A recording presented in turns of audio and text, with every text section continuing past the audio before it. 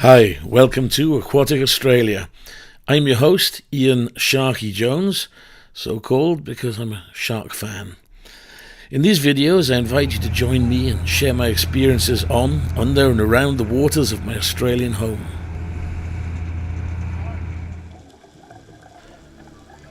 When I make these video dive logs, there is no solid theme each time. Each video is from one day's diving, and the story emerges from the video itself. Today's theme is best described as fish.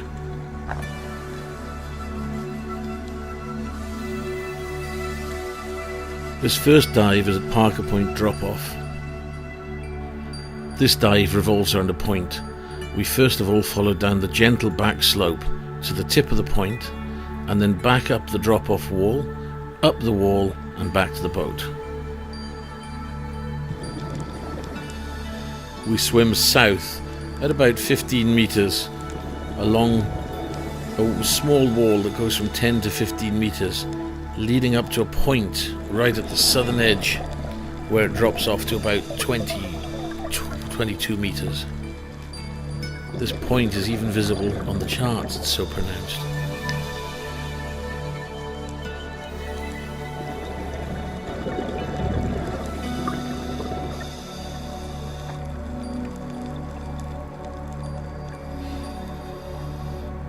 At the bottom of the slope, we come across 2 or 3 Western Talma, a type of butterfly fish from Western Australia.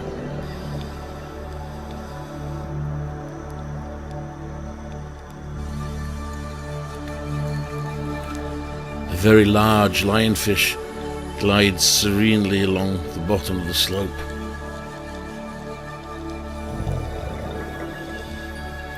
Under a ledge, we find the usual collection of brightly coloured sponges, bryozoans and soft corals, and are greeted by a McCulloch scaly fin, sometimes called a bugger-off, because these quite large 30cm damselfish can be quite aggressive, but they're very charismatic.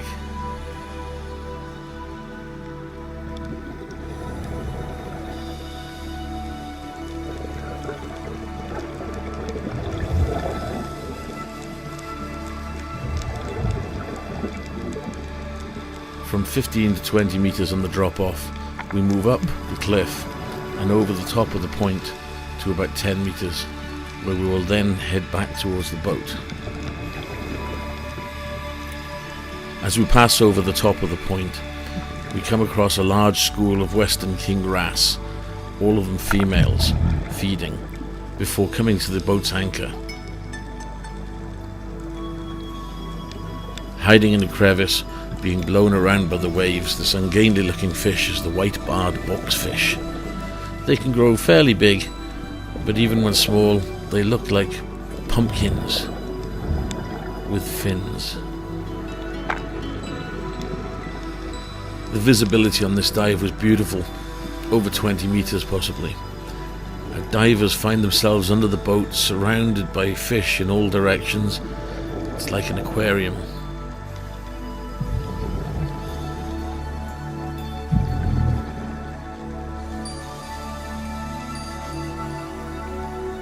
Hanging around underneath the boat, totally unperturbed by the divers, and in fact quite curious of them, is a large smooth stingray who comes up regularly and checks us all out.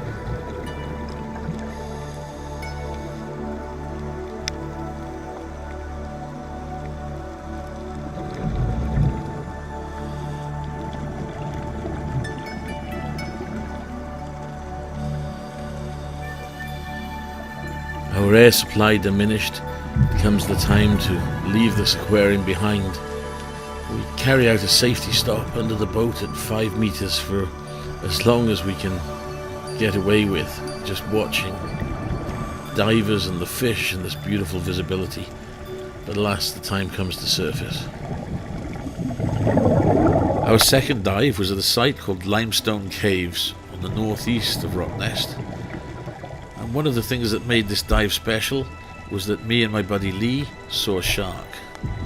We started the dive by skirting the edge of the reef in about 15 meters. Then we went up onto the top of the reef to a plateau at about 10 meters. As we came round one of these pinnacles, we saw our shark.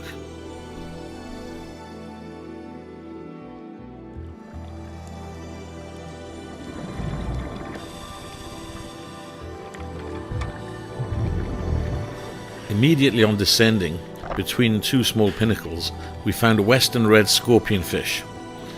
This camouflaged little fish has deadly poison in its spines. A relative of stonefishes and lionfishes, it's a good reason for keeping your buoyancy control neutral. As we swim along the side of the reef, we spot a ball-chin groper, a very popular table fish. Nudibranchs are brightly coloured sea slugs. Jacques Cousteau called them the butterflies of the sea, but usually they're found just on the bottom. This one was free swimming. Once again there were stingrays, 3 at one time. We were around the top of the reef coming past the pinnacle, and then that's when it happened. A shark swam past us, slowly, serenely, took a look at us, turned around. There's some debate as whether it was a bull shark or a bronze whaler. My initial thoughts, given that we were in open ocean, was that it was a bronze whaler, where we're far more likely to see them than bull sharks, which tend to hang out in the estuaries. But my buddy thought it might be a bull shark, and it could well have been. We do have bull sharks here. However, it was quite angular for a bull shark. It's had a silver sheen, not a bronze one, but then so can bronze whalers have a silver sheen. One thing was sure, it belonged to the family Carcharoenidae, the largest family of sharks on the planet, with over 350 different species of sharks, and many of them look very, very similar. So what was our shark encounter like?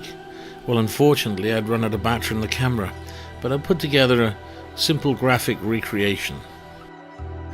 This photo is a stock photo of a bronze whale shark in New Zealand, and it's almost identical to the picture in my head. The colours, the shape, the pose, all similar to this photo. Bear in mind the whole encounter only lasted a few seconds. Swimming slowly and serenely, the shark came towards us, looked at us about 5 meters away, turned round and swam off again. And that was it, no drama. It happened just like the skippy coming up towards us. In and out, just another fish passing another big bubble blowing fish in the ocean. And that was our dive. Wonderful day.